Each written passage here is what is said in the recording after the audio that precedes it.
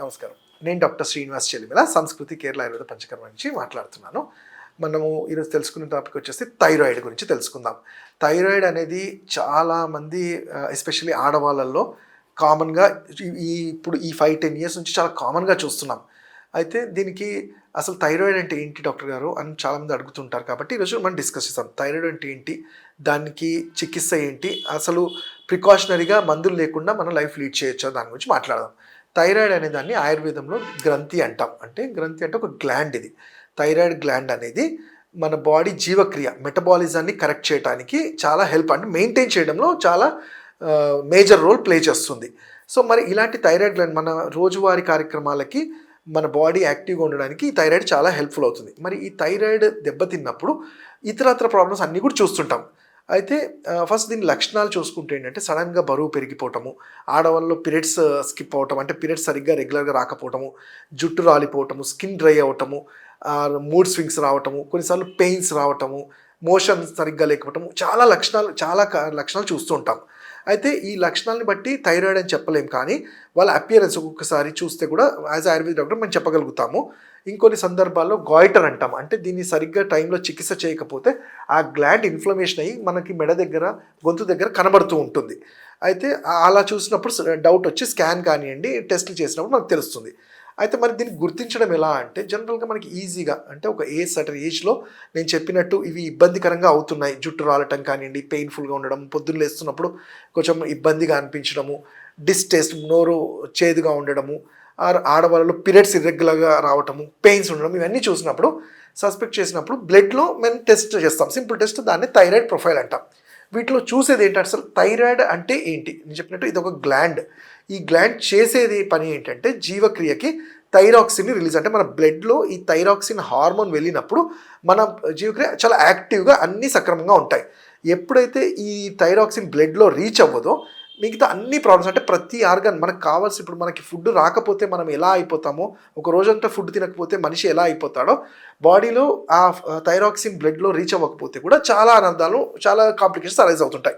So అందుకని ఏం చేస్తాము, మనం ఒక ట్యాబ్లెట్ అనేది స్టార్ట్ చేస్తున్నారు. బట్ దానికి ముందు మనం ఆలోచించాల్సింది అంటే థైరాయిడ్ గ్లాండ్ అనేది 2 రకాలు. ఒకటి హైపోథైరాయిడిజం, ఇంకోటి హైపర్ థైరాయిడిజం. 2 వేటికవే లక్షణాలు ఉన్నా కానీ 2 కూడా థైరాయిడ్ గ్లాండ్కి సంబంధించిందే. అయితే ఇక్కడ మనం ఆలోచించాల్సింది అంటే గాయిటర్ కాకుండా జనరల్గా థైరాయిడ్ ఫంక్షన్ అనేది చూస్తే గ్లాండ్ కంప్లీట్గా పాడైపోలేదు, ఓన్లీ అది చేయాల్సిన పని చేయట్లేదు.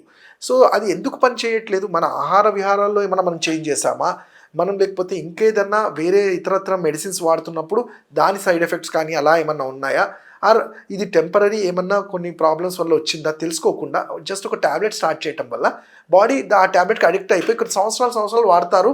అండ్ అది ఆపినప్పుడు మళ్ళీ ఈ ప్రాబ్లం స్టార్ట్ అవుతుంది. సో దానికన్నా ముందు మన శరీరానికి ఒక ఇన్నేట్ ఇమ్యూనిటీ ఉంటుంది. అంటే ఏదాన్నైనా దాన్ని బ్యాలెన్స్ చేసుకొని ఫైట్ చేసి కరెక్ట్ చేసుకునే ఛాన్సెస్ మనం ఇవ్వాలి. అలాంటప్పుడు ఆయుర్వేదంలో ఏం చెప్పామంటే ఈ గ్రంథి ఏదైతే ఉంటుందో ఈ ఫంక్షనాలిటీ ఎందుకు తగ్గింది, ఏదైనా హార్మోనల్ ప్రాబ్లమా లేకపోతే ఇతరత్ర ప్రాబ్లమ్సా తెలుసుకొని దానికి ట్రీట్మెంట్ చేస్తాము. అలానే ఫంక్షన్ నేను చెప్పినట్టు ఇది హైపోథైరాయిడిజం అన్నప్పుడు T3, T4, TSH అంటాం. అంటే ఇది థైరాయిడ్ స్టిమ్యులేటింగ్ హార్మోన్స్. ఇవన్నీ కూడా ఈ T3 ఎస్పెషల్లీ ఏంటంటే ట్రైఆక్సిడైన్ అంటాము. ఇందులో ఎందుకు దెబ్బతిన్నది అన్నప్పుడు ఈ ఫంక్షనాలిటీకి మన అయోడైజ్ చూస్తుంటాం. మన బాడీకి అయోడిన్ అనేది సరఫరా కాదు. అయితే దీన్ని మనం చూసుకుంటే ఒక 15-20 ఇయర్స్ నుంచి ప్రతి ఒక్కరు మనకు అవసరం లేకపోయినా అంటే మన డైట్లో మనకు కావాల్సింది ఏంటి, సైంధవ లవణము ఆర్ హిమాలయన్ సాల్ట్ నార్మల్ ఇవి. కానీ కొన్ని కండిషన్స్ అంటే ప్రతి ఒక్కరికి అయోడైజ్డ్ సాల్ట్ కావాలి అని చెప్పి ప్రతి ఇంట్లో ఇప్పుడు అయోడైజ్డ్ సాల్ట్ వాడడం వల్ల దానికి ఉండే అంటే మంచితనంతో పాటు అంటే ఏదైనా తెలుగులో అంటాం చూడండి, అతిగా చేస్తే ఎప్పటికైనా ప్రాబ్లమే. అలానే వీటన్నిటికీ కారణం కూడా అదే. అంత ఓవర్ యూసేజ్ వల్ల కూడా థైరాయిడ్ గ్లాండ్ యూజ్ అయ్యి అది రాను జనరేషన్స్కి పాస్ అవుతూ వస్తుంది. అంటే మీరు చూస్తే ఏ డాక్టర్ అయినా థైరాయిడ్ ప్రాబ్లమ్ ఉందంటే మీకు ఫ్యామిలీ హిస్టరీ ఉందా అని అడుగుతారు. అంటే అది జనరేషన్స్ పాస్ అవుతూ వస్తుంది. కాబట్టి ఫస్ట్ మనం ఏంటంటే మన డైట్లో కరెక్ట్ చేసుకోవాలి. ఒక ట్యాబ్లెట్ స్టార్ట్ చేసే ముందు మేము ఆయుర్వేదంలో ఏంటాం, ఈ గ్లాండ్కి కావాల్సింది ఏంటి, సెలీనియం ప్రోటీన్స్, అయోడిన్ని రిసీవ్ చేసుకునే కెపాసిటీ.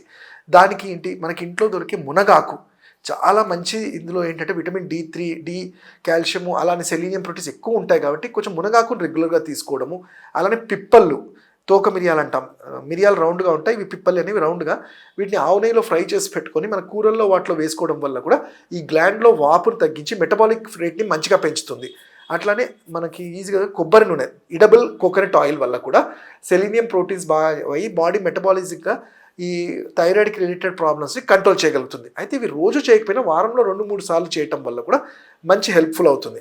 అట్లానే మన నస్యకర్మ అనేది చాలా ఎక్సలెంట్గా పనిచేస్తుంది. నస్యకర్మ అంటే నస్యం, మన ముక్కు అంటే గేట్వే ఫర్ ఈ చెస్ట్ వరకు ఏ ఆర్గాన్స్కైనా ఇది ఒక గేట్వే.